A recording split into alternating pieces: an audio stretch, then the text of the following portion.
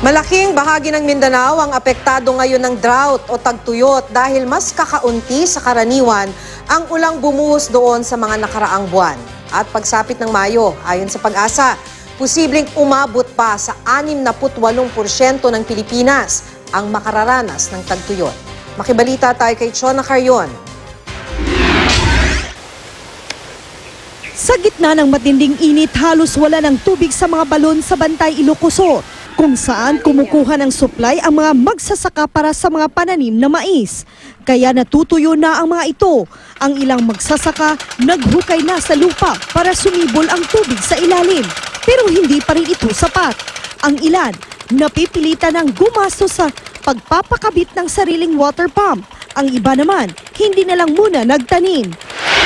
Sa Bontoc Mountain Province naman, natutuyo na rin ang mga pananim na gulay gaya ng beans. Ilang buwan na raw silang hindi nakararanas ng pag-ulan.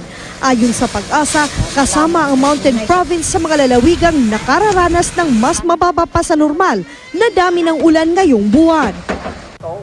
Sa Coronadal City, South Cotabato, hindi lang tuyong pananim ang pinoproblema ng mga magsasaka, pati inuming tubig ng mga alagang hayop. Dahil sa matinding init, wala ng tubig sa mga sapa, kung saan umiinom dati ang kanilang mga alaga. Kaya naman nagtitiis silang maglakad ng lampas 2 kilometro para mag-igib ng tubig sa ibang lugar. Ikaw mga atag sa tubig, makuha tubig kung hindi matag, way kapilitan, daw gini, aga hapon na. Tubig din ang problema ng mga taga-Sitio Abia, Alaska, Barangay Mambaling sa Cebu City.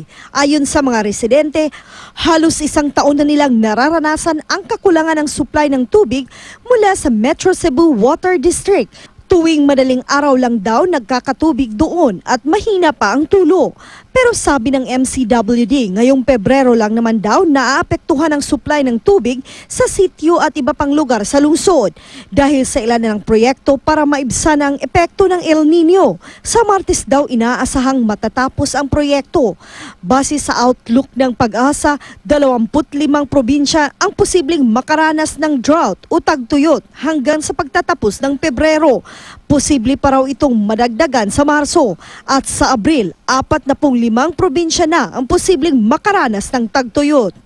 Chona Carrion, Nagbabalita, Pilipinas.